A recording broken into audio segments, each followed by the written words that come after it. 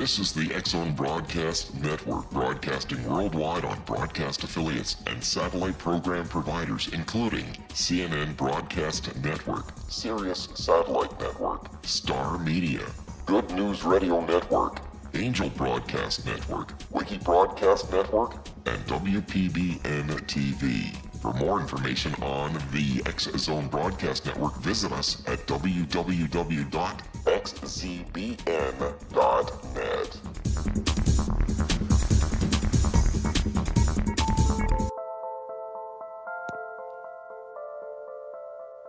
Welcome back, everyone, to Paranormal Stakeout.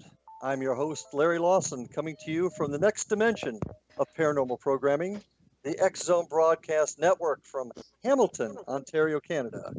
And I bid you greetings from the southern command post of the network in hot and sultry Vero Beach and Fellsmere, Florida, in the good old US of A.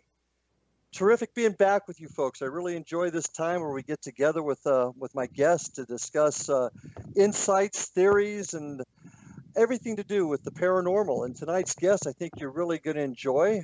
I'm going to introduce to you the founder of Four Corners Paranormal Investigations out of Durango, Colorado, Tessa Thomas-Peterson. Tessa wants to live in a world filled with paranormal unity, a world where the paranormal, the supernatural, aliens, and knowledge of such things are commonplace. As a paranormal enthusiast with more than 30 years of experience under her belt, she has worked many areas from the Carolinas to Washington State before planting her roots in the Rocky Mountains of Colorado. She is a regular contributor to the paranormal field in the Four Corners and surrounding area, giving haunted tours, throwing haunted parties, as well as lessons on the paranormal investigation and the equipment used. She founded Four Corners Paranormal Investigations in 2012 after tragedy struck her community. In the ensuing years, she has been voted by her team as the least likely to make it out alive from an investigation.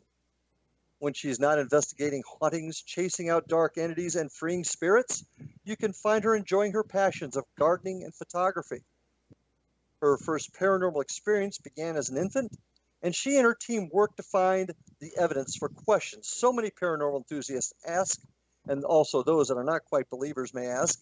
Is there life after death? Is my house haunted? Who are those spirits? Or am I just crazy?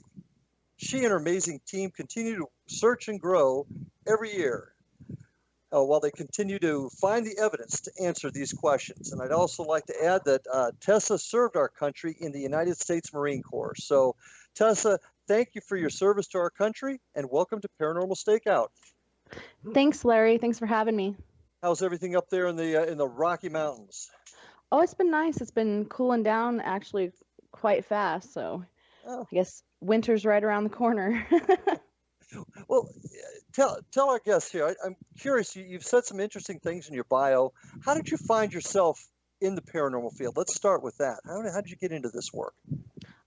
With my many experiences through life and losing my mom at a young age and, you know, her coming to me in dreams and otherwise, it just really intrigued me. And I know there's a lot of people out there that don't know or don't understand it. And so, you know, basically I got in to help people, you know, find the answers and also help those on the other side that are having trouble making their way to the light or where they may need to go.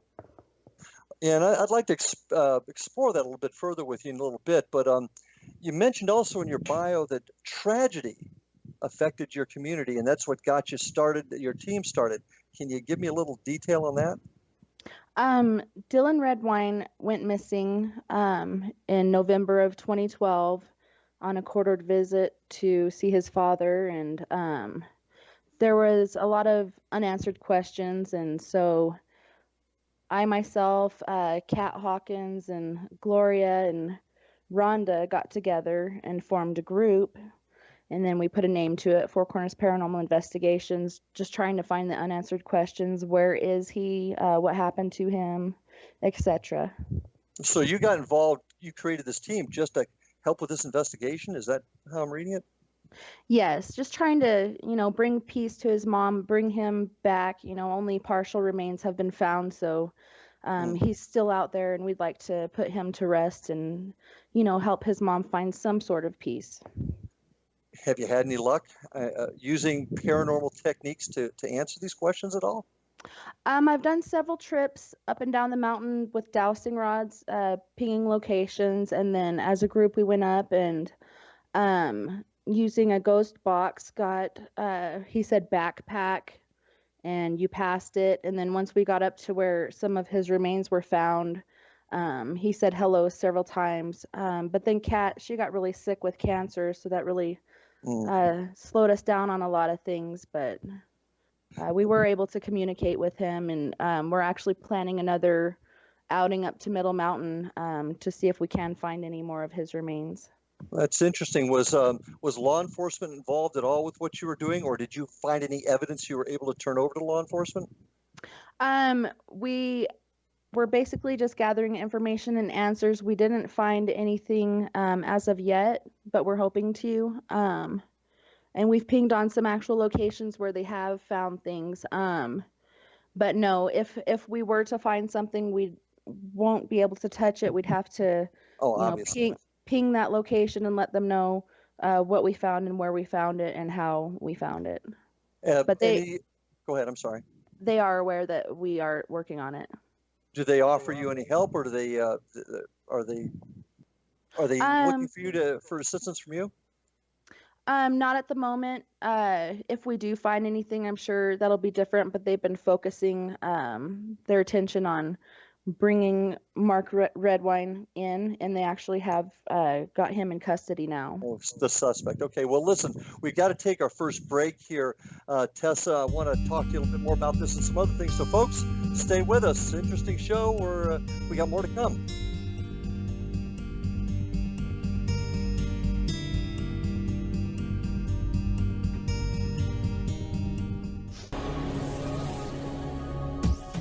This is the X-Zone Broadcast Network, broadcasting worldwide on broadcast affiliates and satellite program providers, including CNN Broadcast Network, Sirius Satellite Network, Star Media, Good News Radio Network, Angel Broadcast Network, Wiki Broadcast Network, and WPBN TV. For more information on the X-Zone Broadcast Network, visit us at www.xzbn.net.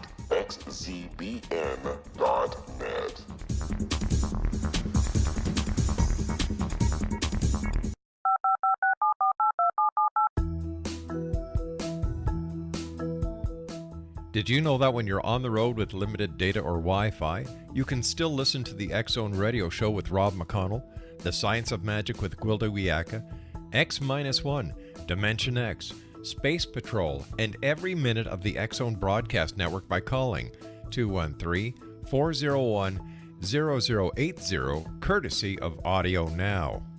No smartphone, app, or internet needed. It saves your data plan, and it's free if you have unlimited minutes. Call 213-401-0080 to listen on any phone, anytime, anywhere.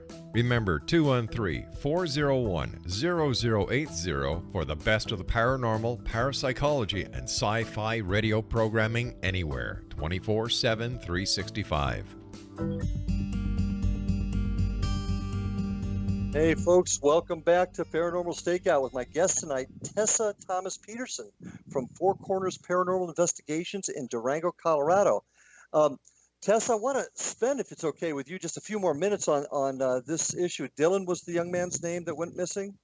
Yes. Yeah. Being in law enforcement myself, and actually several times early in my career dealing with not so much paranormal investigators, but folks that were claimed to have been mediums, I find that aspect fascinating. Has the local law enforcement reached out to you at all, or is it just you're sharing information as you get it? How's that working? How's that relationship working? We're just sharing information as we get it. If we get anything, we'll send it to them. They really haven't seemed interested at the moment, okay. But I mean, it's really not about that. It's really just about doing what we can to help, you know. Well, and that's so true. Anything that can help with an investigation, and sometimes it's even a little bit out of the ordinary, you just never know when you're going to find some information that could help. Now, the information that you got, the evidence that you got in your quests up into the area where they found him, was that after they found his partial remains, or was it before? That was before. Okay. Okay. So did they go into that area based upon any of the information you provided them? I'm not sure exactly what their strategy was. I know that his brother was the one who actually found the original remains on the search. But I know that Kat was sharing information with them, as she was really close with the family. Oh, okay. So she was sharing information not so much with law enforcement, but the family then, correct? Yeah, I know a member of our team, Gloria, was actually speaking with an officer about, our endeavors and what we found and what areas we pinged on, but I haven't really heard anything back on that. They're pretty tight, closed-lipped as far as the investigation goes. As well they should be, and that's the proper way to conduct a criminal investigation. They can't let too much information out. Do you feel like that you've made some inroads that could possibly lead to some more information for law enforcement? We haven't found anything concrete. Mostly what we've gotten is on our equipment. We don't have anything viable as far as physical evidence for them to have, Okay. but we're hoping to change that. Okay, well, I'm if you do, I hope you'll keep me abreast of that. I'd be very anxious to hear if you've had any luck. So, changing gears just a little bit, Four Corners. Why the name Four Corners Paranormal?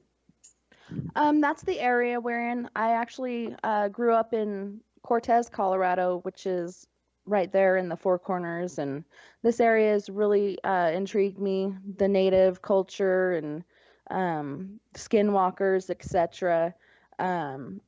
It's very interesting to see their side of it. There's so many different sides to the paranormal realm. It's very interesting to just learn all aspects of it. Yeah. But Four Corners, that's the area that we are trying to serve. What is Four Corners? I'd like my audience to know what that means. It's actually where the four corners of the states join. So that's Arizona, New Mexico, Colorado, and Nevada, Mm-hmm. I believe, or is it Utah? Yeah, it's Utah. Yeah. So yeah, And- that's what the Four Corners area is. And very, very deeply entrenched in Native American culture. What you mentioned the term skinwalkers. What is that? It's basically a native that can take form of either an animal or another person. There's different ways that they can do that. One is through just ceremonies, etc. Another one is on the darker side. You have to take a life in order to be able to be that. So it's not very nice. I did live at the base of Sleeping Ute Mountain, which is Ute territory, and had several experiences. One being, going outside at night and seeing glowing eyes on the outer rim of the light from the porch light. It was very unnerving, and just hearing different stories. It's very intriguing, very interesting what they can actually do. And being down here in the far south of the U.S., we have our different types of investigations, but it sounds like you have even a little bit different twist to it than most of us see out in the eastern part of the U.S. You were in the Carolinas, so can you compare the two at all? Yeah, well, with the Carolinas, they're more basically older ghosts. You don't see so much of, the native shaman or magic part of it. And there's different beliefs there. It just, whatever the land retains is what you're going to come across, and different spirits and such. There's a lot of different stuff out here that I never encountered out there, but it's the same out there as here. It's all different. It's all different now. Do you deal much with the Native American community with your work? Actually, a lot of them are, they believe when someone dies, you shouldn't speak their name. You should let the spirit rest in peace. There's a lot of feelings, as far as they just like to let it go, but there are some that do believe and are interested. And we've got a couple coming up. There's a canyon that they want to investigate, and that's pretty exciting. Glowing lights and such down in this canyon, so that should be interesting. Do you have many Native Americans that have requested to be on part of your team, or the folks that want you to go to into the valley, are they Native Americans or? Yeah, the one I spoke with, I was handing out flyers for our haunted tour, just trying to get information, like personal information from people, experiences they've had. And there was a native I came across, and he was very interested and had mentioned a few places that he'd like to investigate. And then also with National Ghost Hunting Day coming up, with the world's largest ghost hunt, we've had several apply to Four Corners Paranormal Investigations from down in New Mexico. So we're looking forward to gaining some new members and learning some new things. How active is your area? Not so much with the paranormal, but with groups. Do you have a lot of groups in the area, or people that are wanting to start groups? A few of the girls that joined our crew last year for National Ghost Hunting Day were playing around with the idea of starting a group, but being that we were established and had a plethora of tools to work with, they joined forces with us, and it was really great. Just getting their expertise and learning different things from them. We come from all walks of life, so we have different views, and we can compare and take notes and go from there. It's nice to have different views and different ideas. Well, tell me a little bit more about your team then. How large is it? What kind of equipment do you use? What's your overall philosophy for conducting investigations? Right now we're at 10, and we have about 6 more wanting to join. We like to go in and be as professional as possible, respect the owner of the place or property as well as the ghosts. We don't like taunting or disrespecting them because, they are a spiritual being and they should be respected. We believe in gathering as much evidence with as many different tools, because if one thing doesn't work, another thing is bound to work. And just take all of our evidence and move from there on with the case. One being at the railroad station, Kate Johnson, and we were able to find her name. The museum curator looked in on it and actually found that she was a real person. Well, tell us a little bit about that story. I'm somewhat familiar with it. This is one of your more important pieces of evidence that you collected, from what I understand, correct? Yes. This is a case that we're really proud of. We actually went in early in the day for a preliminary investigation just to fill things out, and this spirit was really active. You could feel her energy as you're climbing the stairs to go on to this immigrant car, and they were referring to her as Emmy, but on the ghost radar right away on my phone I got Kate Johnson and a number of different words just telling a story, basically what had happened. And Jeff Ellingson, the museum curator, did some digging around and got back to us and told us her name was indeed Kate Johnson, or Catherine Johnson. She was a prostitute out of Alamosa. She had fallen in love and became engaged to a firefighter, and he worked off of this immigrant car on train fires or accidents or whatnot. So he snuck her on board because they were going to elope and get married somewhere. Being that she was a working girl, the brakeman found them together. In a jealous rage, he stabbed the firefighter to death. Kate Johnson tried to move on with her life. She moved to California, but sadly she ended up killing herself because she just didn't feel like she could move on without him. And that's kind of the story, how she got stuck on the train car. That was like part of her demise. What year was this? This was in the late 1800s. I don't have a specific year on me at the moment. Okay. But there is record of her. We have to go to Salida to get her paperwork, which we're planning on doing.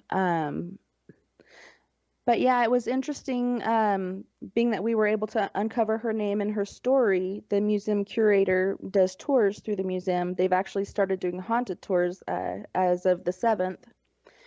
And they had a Catholic school class in there, and he wasn't going to tell the whole story, but he ended up telling it anyways. And as he was leaving the train car and got to the bottom of the stairs, he heard them begin a prayer. And he grew up Catholic, but he didn't recognize it. He had never heard it. And they did a prayer of release from purgatory, and I'd gone in probably a week after that, just to check on things, and he asked me to go back and check the immigrant card to see if I felt her there anymore, and she was gone. So us being able to find her name and him finding her information, he was able to tell the story, and through prayer they were able to release her. So it's pretty tremendous. I got to ask you this question. How do you know she was released? Just the energy wasn't there anymore. I mean, before you would even walk on the boxcar, you would feel a wave of energy as you entered the boxcar. When she was there, you would feel a feeling of claustrophobia, like being cramped. As you move back in the boxcar, you would feel nausea. I think that's where the stabbing happened. Mm-hmm. And in the very back, you'd feel heat on your face. Well, when I went in there, it was just quiet. There was no energy, no nothing. Mm-hmm. Well, we're in just a couple of seconds here. We're going to take our next break. But when we come back, I want to explore that just a little bit more with you, because I want to get a better handle on how you felt the energy dissipated. And I want to talk a little bit about that. Folks, stay with us. We're going to be back in about 2 or 3 minutes here after this next break. And we're going to talk with Tess a little bit more about the train station in Durango, Colorado, and the death of the brakeman. So stay with us, and we'll see you on the other side.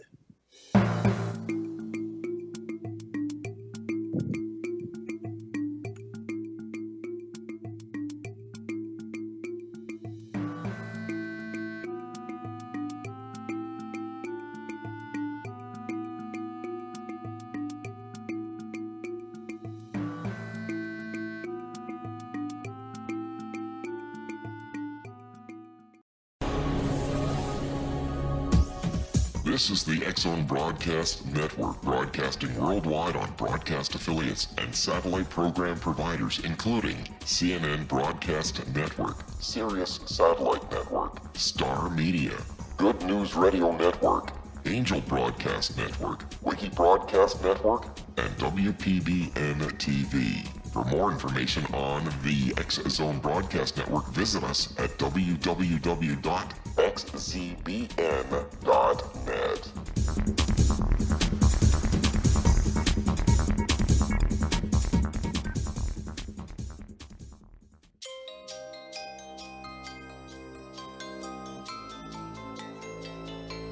Welcome back, folks, to the next section here on Paranormal Stakeout with my Tessa Thomas-Peterson.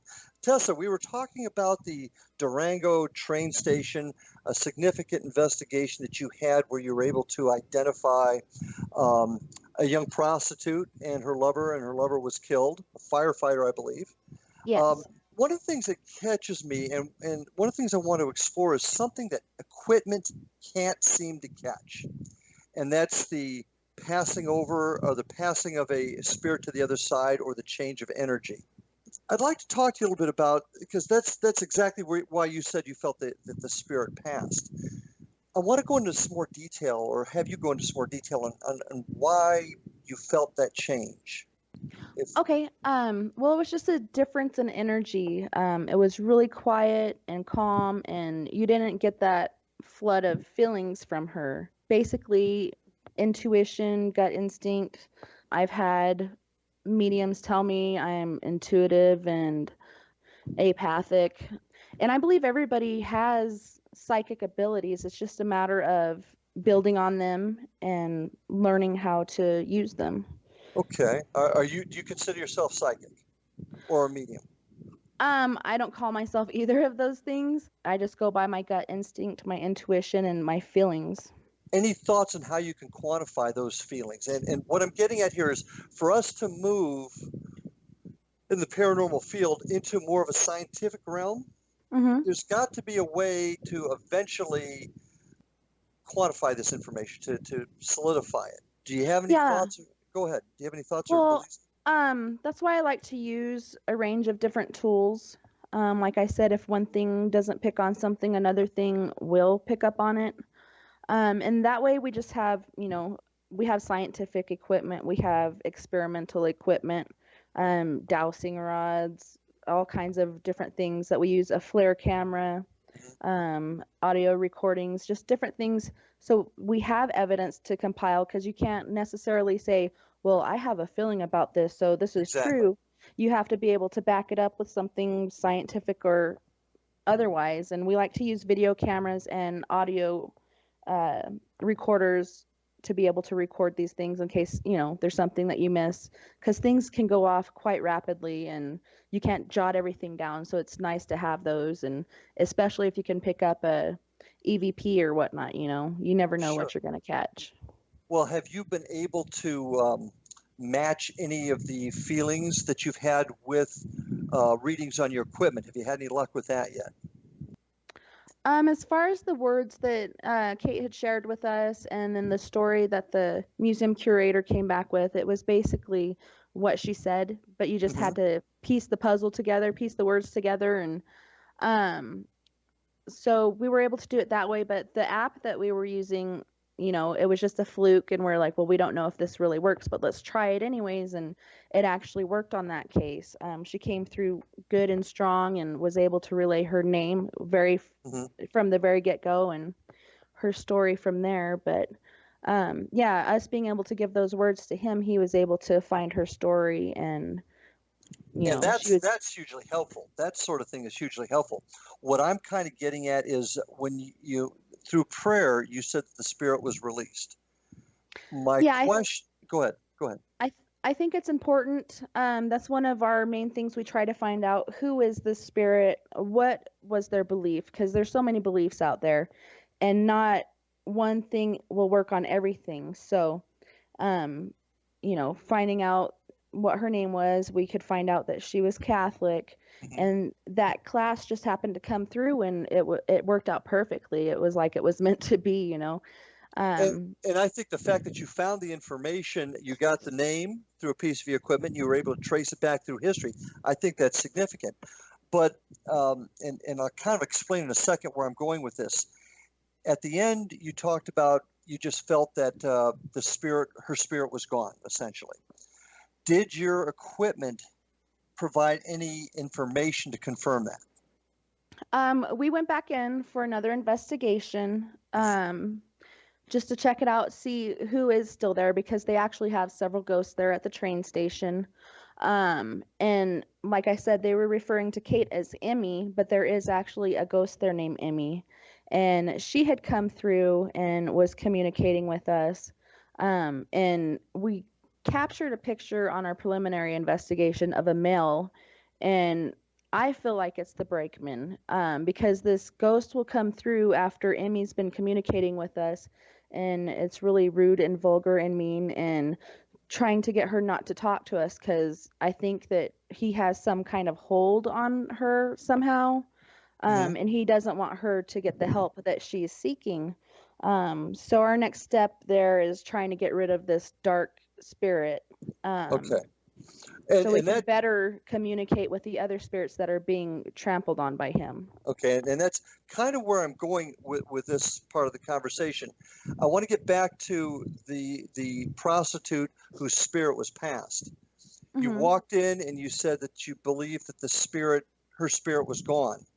Did any piece of your equipment corroborate that feeling that you had? Emmy had come through, but Kate didn't. And Kate was very active, and she was very attached to the museum curator there. He's worked there for well over 30 years. And but yeah, he didn't feel her anymore. We went in and did our investigation, we didn't get the amazing energy that we had from her. Like, she was very active. A lot of people think ghosts are only active during the night, which is not true. Not true. I agree with that. Yeah, she was very active at all times of the day, and she just didn't come through to communicate with us like she had several times in the past. So, essentially, based upon that, you're making the assumption she's passed or gone to the other side. Would that be a correct statement? Yes. Okay, because here's what I'm getting at, and I'm talking about a general issue in the paranormal field, and that's teams that go in, and I'm certainly not suggesting you guys did this at all, but I've seen teams go in and say, we're here to help, and we're going to send the spirits to the other side, or we're going to make this spirit leave this house because it's evil or causing problems.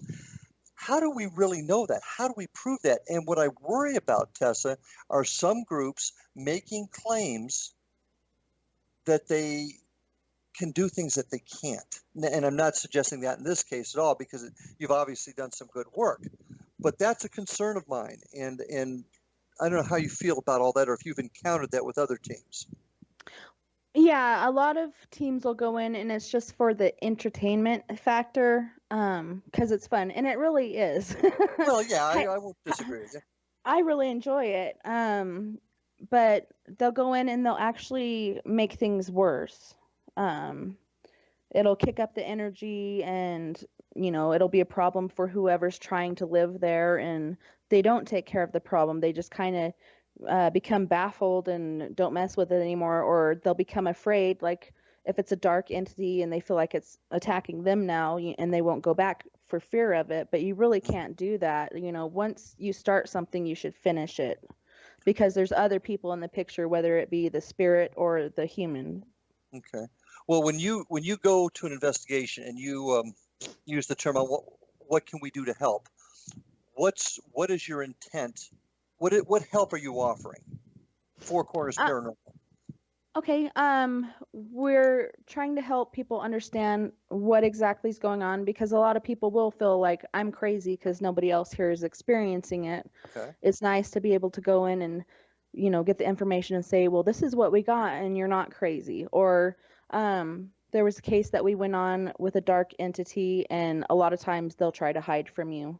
Mm-hmm. But you could still feel them. Like when I was on this case, there was an immense heat behind me. It felt like I was in front of an oven on broil, but it was just a wall. And after that, I had experienced being scratched and whatnot, even though we had protected ourselves beforehand and afterwards. They could still come through, because some things are just temporary. You have to do them repeatedly. We try to help them out. And in this case, it's not just, the spiritual realm. This person had had a lot of trauma in the past, and she had never gotten any help with it. And she's an older woman, but she's got a younger mentality as far as any disabilities or whatnot she may have. And we stressed to her and her husband, in order for this to go away, you need to start at the bottom, and that's with you. So we suggested that she get some counseling or help to help her get over these past traumas, because they can come out, as a poltergeist or whatnot, and that could be what's going on there. But you have to go in repeatedly, gather your information, and try to get a common ground to figure out where you're going from there. And a lot of time people don't want to admit that they do have a problem, or that there is something wrong with them. They want to think it's something else, but a lot of times it does start with you. And I applaud you for taking that direction in this case, because sometimes it's the health of the individual perhaps causing the problem. Now, here's an interesting angle for you then. Is it possible that a person that has suffered through some trauma and having some sort of psychological issues because of that can create, through their own energy, possible manifestations, or what they believe manifestations are of hauntings or paranormal activity? Can they make it themselves, is what I'm getting at? Yeah, the mind is a very powerful thing, and the subconscious mind especially. You'll think that you've worked through something when you've really just, muffled it out in the back of your mind. And, it can cause activity like that. And I do believe that. I mean, I believe anything's possible, and I have seen that on a couple of occasions. Yeah, I've seen an experiment done here where an individual in the well known in the paranormal field conducted an experiment where he would have the group uh, think of a word and think of it as hard as they could, and then they conducted an EVP session, and allegedly that word that these folks were thinking so intensely about came through in the EVP session, which suggests perhaps folks can create, in some instances, their own evidence. So I found that interesting, and that's why I wanted to get your take on that also. You talk about chasing out dark entities and cleansing. Do you consider those as part of your talents? Yeah, all of our investigations are free. I believe if you have a gift or, a talent, you should share that with others, and you shouldn't take advantage of a hardship they're going through, which this is difficult. Like, a lot of people don't believe in it, and a lot of people will talk down to you and make you feel like you're crazy. But yeah, we'll go in and we'll do cleansings after we've done an investigation to say yay or nay, if there is something dark or negative there. And we'll do the sage, Palo Santo, which is a holy wood that's been used for centuries. And but these things don't last forever. It's just like cleaning house. You have to do it periodically to keep the negative out. And sometimes that doesn't work, and you do have to go to your clergy or priest or whatever your faith is, because faith is very strong, and it does amazing things. So it just depends on what is going on, and what's happening afterwards. If it's something larger than we can handle, we don't try to mess with stuff like that. We'll have somebody who knows what they're doing go in and do like a blessing on the house or whatnot. Mm-hmm. So essentially, you know your limitations, and you seek help when you may be getting into realms you're not equipped to handle. Is that pretty accurate? Yes, because we want it taken care of, and we want it done right. We don't want to leave a mess behind us. No, I can totally understand that. When we come back, we're going to take our next break here and then come back. I want to talk a little bit more about you. And so, folks, stay with us. We've got more to come on Paranormal Stakeout.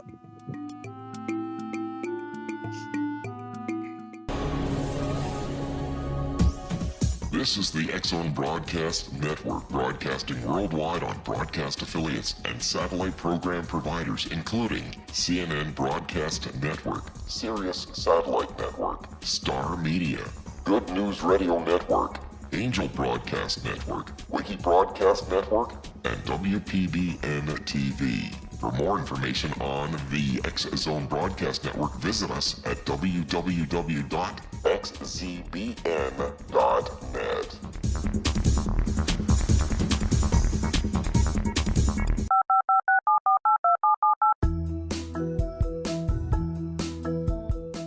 Did you know that when you're on the road with limited data or Wi-Fi, you can still listen to the X-Zone Radio Show with Rob McConnell, The Science of Magic with Gwilda Wiyaka, X-1, Dimension X, Space Patrol, and every minute of the X-Zone Broadcast Network by calling 213-401-0080, courtesy of Audio Now. No smartphone, app, or internet needed. It saves your data plan, and it's free if you have unlimited minutes. Call 213-401-0080 to listen on any phone, anytime, anywhere. Remember, 213-401-0080 for the best of the paranormal, parapsychology, and sci-fi radio programming anywhere, 24/7, 365.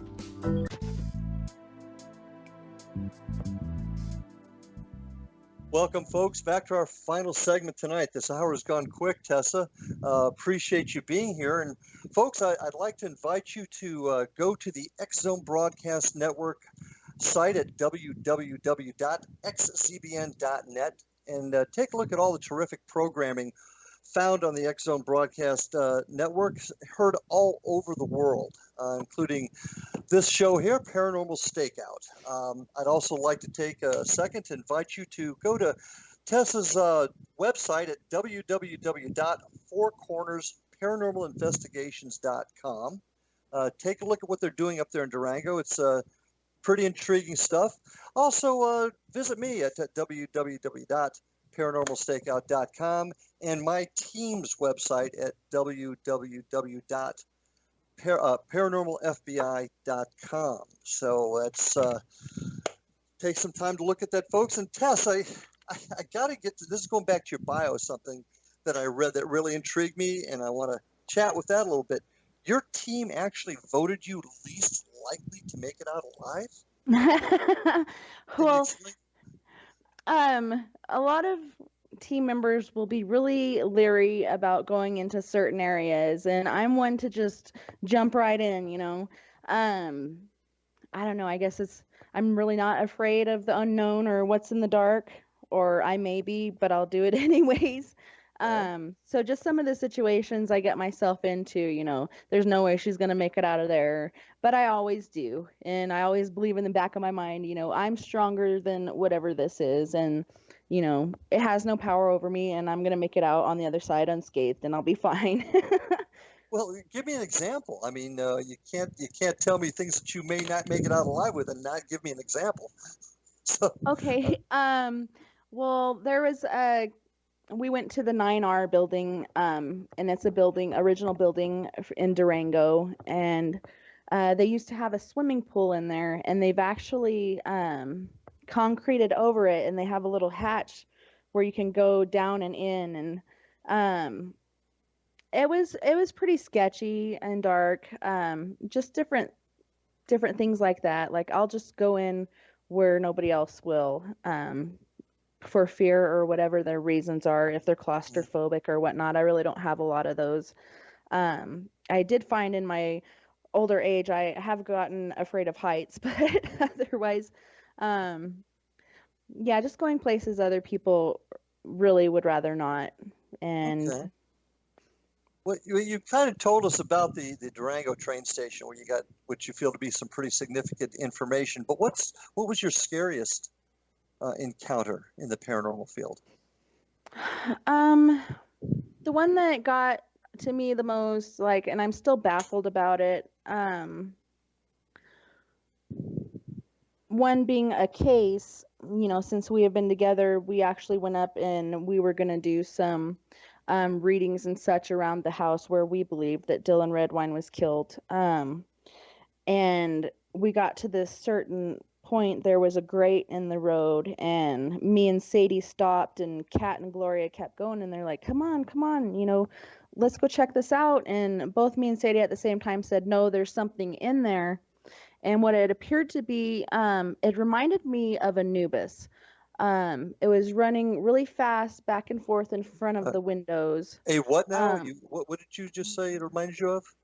Anubis. It was like a dog on its hind legs, and it had pointy ears. Not quite as big as Anubis, but that's the closest thing like I could compare it to. A werewolf? Is that what you're referring to? Anubis, the guardian of the underworld, Egyptian. Yes. Okay. And so, you know, just following my gut instinct, I was not going to get any closer to the house. And a roommate of mine was down visiting a neighbor, and as I was driving home weeks later, he said he saw a black dog type thingy chasing my truck. So that was pretty unnerving. Getting to things before, you know, we became FCPI, Four Corners Paranormal Investigations. The scariest thing to me was, you know, I had a dream late at night that my bed was tilting down towards the floor, and no matter what I could do, I could not stop the scooting. So I put my fingers in the baseboard of the bed so I would not fall into the hole, which was filled with fire at the base of my bed. Mm-hmm. And then I wake up from this dream, find myself at the end of my bed, which was really weird.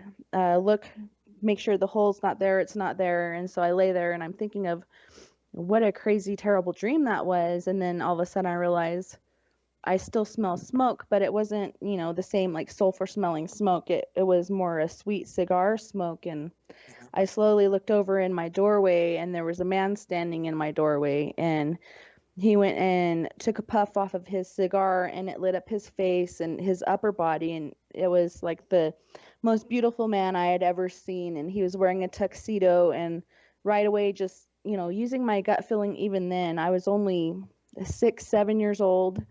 I knew right away that it was the devil. And I used to have night terrors a lot as a kid. And my dad told me, well, if you ever have those and you can't get back to sleep, just say, God is before me and Satan fall behind. And I didn't even say it out loud. I just said it in my head. And right away, I was knocked out and I didn't have to, deal with that. And later on, I found out from my dad, because we were living with our grandparents at that time, my mom's parents, and I was staying in her room, and she had the same experience, except for he was closer to her bed, and they had a long, drawn out conversation. And I don't know what the ins and outs of it were because my mom, is no longer here. But I just find comfort in knowing that he's further away. And I've told my kids like about all my experiences because I want them to be educated, and I don't want them to, have an issue with those things, and I want them to be protected. And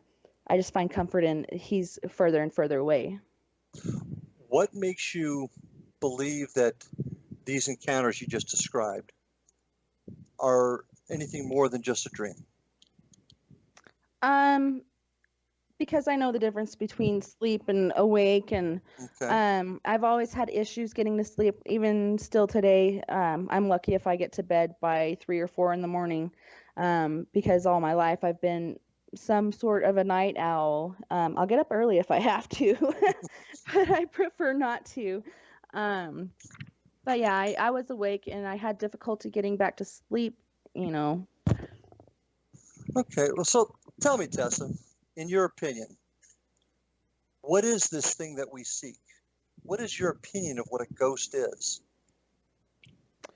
I think there's different versions of ghosts. I think there's intelligent ghosts that can communicate with you, like Kate.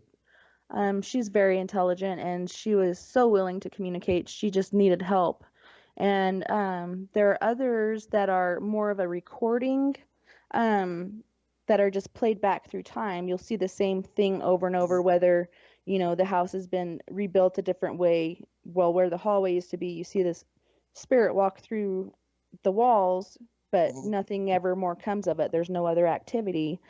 Um, and I believe also that what you are in life, you are in death. If you were a good person in life, you're going to be a good person as a ghost. If you're a dark person, you're going to be dark.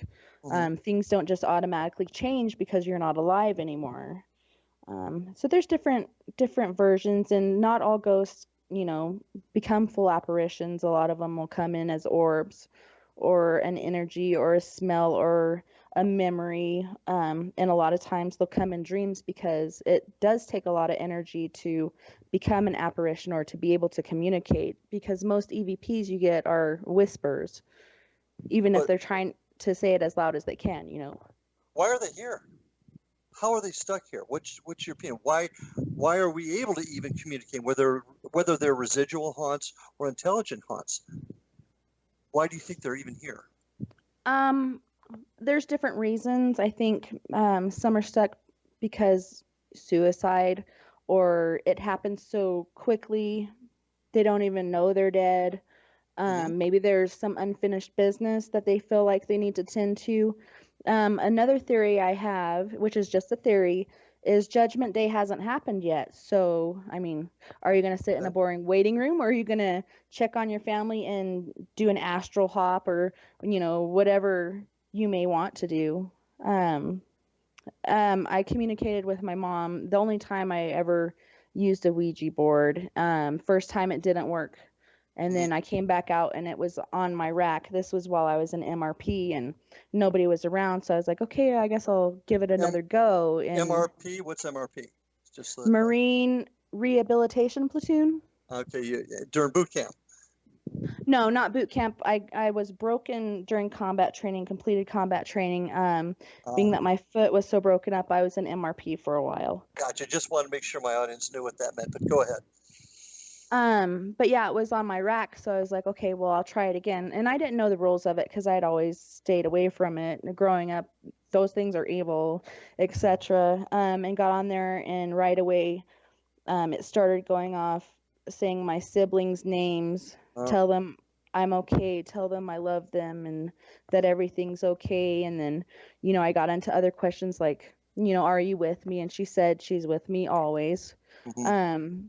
I asked her, you know, what she does over there, and she said she could do anything she wanted anytime she wanted, or she could go anywhere she wanted anytime she wanted. So it could be like a blink of an eye thing. You know, Sure. she could be doing something, and then if she felt like one of us needed help, she would be there for us. But Well, there's a lot of unanswered questions I'd like to and find that's viable answers for. and that's why we're here, and that's why we're doing this, to try and find those answers. You know, I really appreciate you being with us tonight. We're about out of time tonight, but Tessa Thomas-Peterson from Four Corners Paranormal, great show. Hope to have you back on in the future. Good luck to you and your team.